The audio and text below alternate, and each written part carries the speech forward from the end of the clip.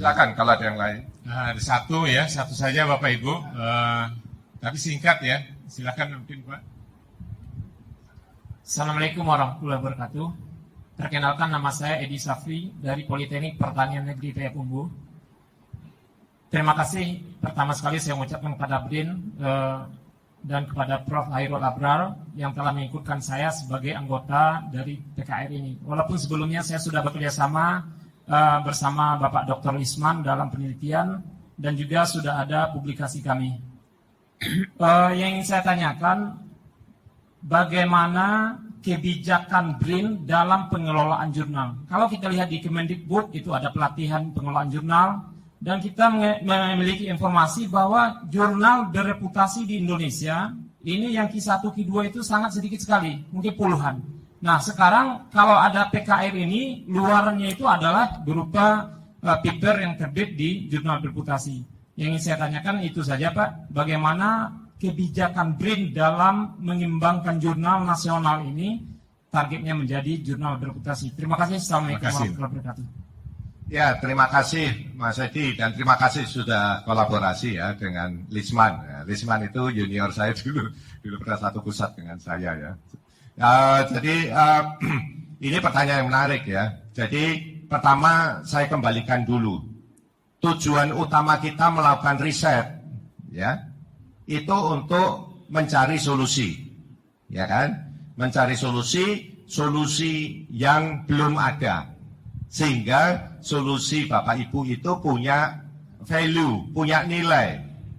Itulah yang jadi paten, itulah yang kemudian jadi publikasi di jurnal dan sebagainya. Ya, nah di BRIN semua pasti diwajibkan jurnal bereputasi global, tidak ada yang lain. Ya, jadi tidak ada diskusi mengenai itu. Bukan karena kami itu mengagungkan jurnal, tidak, ya. Tapi karena itu satu-satunya instrumen untuk memastikan bahwa apa yang Bapak Ibu klaim itu benar.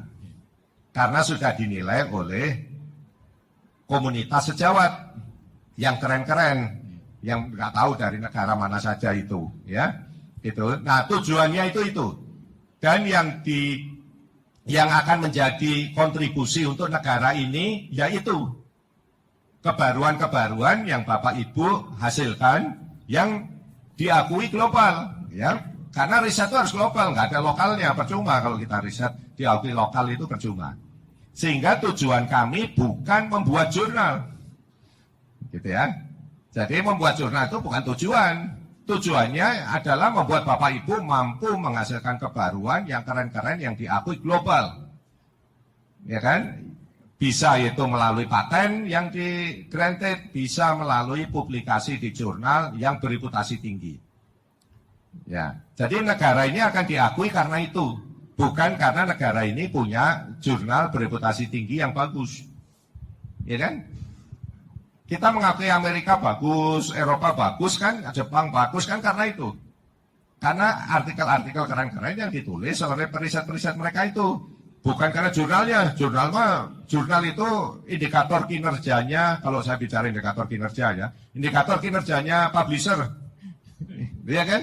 Bukan indikator kinerja perguruan tinggi, bukan indikator kinerja lembaga riset. Gitu. Jadi kalau di kami di BRIN, saya tidak memperbolehkan pemakaian APBN untuk mengelola jurnal. Ya, itu clear. Tapi kalau Bapak Ibu berkontribusi ikut mengelola jurnal sebagai bagian dari community services sebagai anggota komunitas riset, ya monggo silakan saja, gitu ya. Tapi tidak boleh ada APBN ke sana. Gitu. APBN-nya harus untuk risetnya Bapak Ibu. Beli alat yang keren, ya kan? Beliin bahan, beli gimana Bapak Ibu bisa punya kolega postdoc, postdoc, bisa punya visiting profesor di lab-lab Bapak Ibu, sehingga Bapak Ibu bisa makin keren, ya, gitu. Makanya kalau saya sampaikan ke mitra-mitra saya di luar negeri, saya bilang Indonesia itu one of G20 countries, gitu ya, member countries. Kita sudah nggak boleh lagi begini, tangannya harus di atas. Tapi di atasnya bagaimana? Kita siap membiayai semuanya selama aktivitas risetnya di negara ini. Gitu. Makanya visiting professorship kita buka untuk semua orang luar negeri. Karena supaya apa? Orang luar yang pintar-pintar itu datang ke UNAN.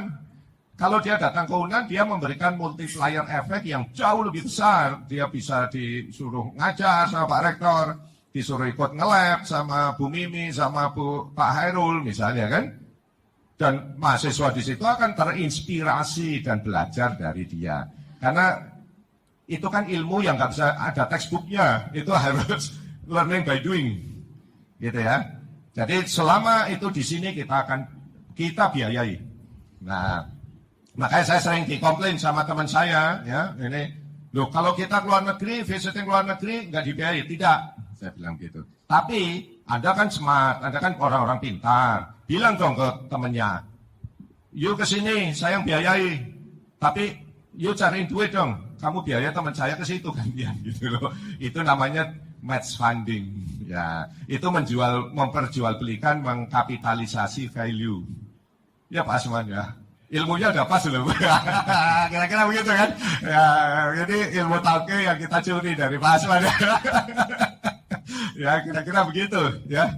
Jadi jangan fokus ke jurnalnya, ngelola jurnalnya. Aduh, Bapak Ibu tambah capek ngelola jurnal, ngapain? Ya kan, Bapak Ibu harus capek riset yang keren, ya Pak Hairul ya.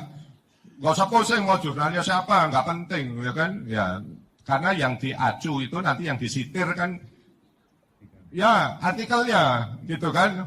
Hairul bla bla bla UNAN, ya kan gitu, ya kan? Gitu ya.